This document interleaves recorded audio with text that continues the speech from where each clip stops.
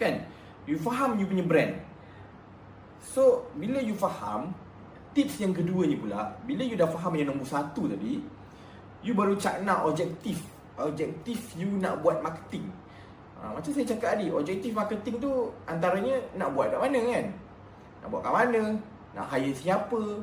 So, baru you tahu. So, bila nak masuk TV, okay, contoh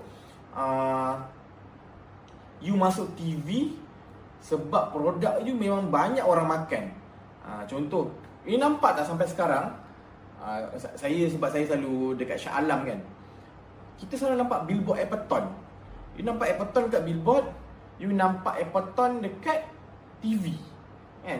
Ada tak selalu nampak macam Appleton ni aktif kan? Saya tak pasti lah, mungkin saya bukan target market, tapi you guys tolong komen kalau ada nampak Appleton ni dekat Facebook, nampak Appleton ni buat ads kat TikTok, budak-budak muda nampak Appleton. Saya tak pasti kalau saya ada nampak, tapi itu orang yang faham target market mereka.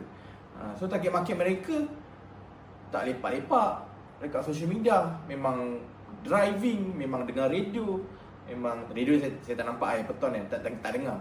TV. So bila dia faham brand, bila dia faham niche, dia tahu nak letak marketing tu kat mana. So itulah yang nombor 2, objektif untuk hiring ataupun untuk you faham audience tu. Bila you faham, baru you tahu you nak buat apa. Lagi